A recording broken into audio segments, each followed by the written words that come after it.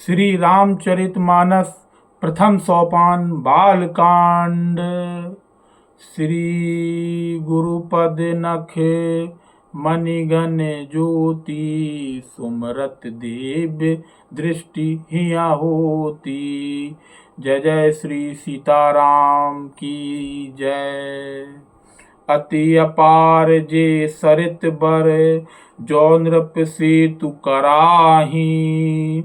चढ़ी पिपली कौ परम लघु बिनु श्रम पारहि जाही। एहि प्रकार बल मनहि दिखाई करिहूँ रघुपति कथा सुहाई। व्यास आदि कवि पुंगव नाना जिन्ह सादर हरि सुजस सुबखाना। चरण कमल बंदौ तिन्ह केरे पूर्वहु का सकल मनोरथ मेरे।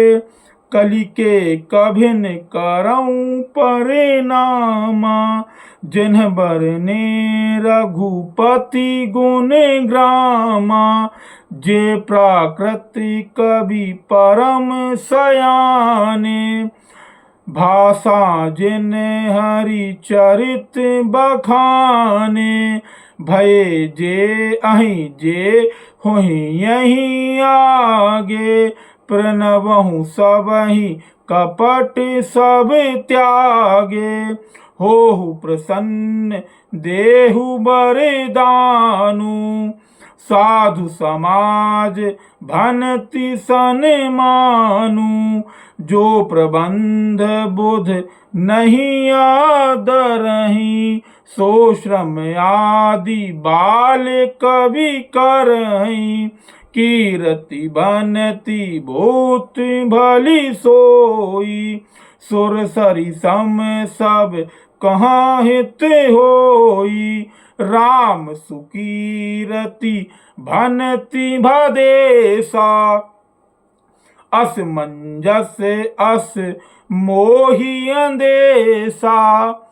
तुम्हारी कृपा सुलभ सो मोरे सियनि सुहावनी टाट पटोरे। सरल सरल कबित कीरति विमल सोई आदरहि सुजान।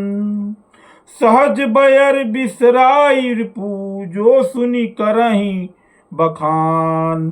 सो ना होई बिनु विमल मति मोही मति बल अति थोर। करहूँ कृपा हरि जस कहूँ पुनि पुनि करहूँ निहोर। दोहा संख्या 13 का अर्थ। जो अत्यंत बड़ी श्रेष्ठ नदियां हैं, यदि राजा उन पर पुल बांध देता है तो अत्यंत छोटी चींटियां भी उन पर चढ़कर बिना ही परिश्रम पार चली जाती हैं। इसी प्रकार मुनियों के वर्णन के सहारे मैं श्री रामचंद्र जी का वर्णन सहज ही कर सकूंगा। इस प्रकार मन को बल दिखलाकर मैं श्री रघुनाथ जी की सुहावनी कथा की रचना करूंगा।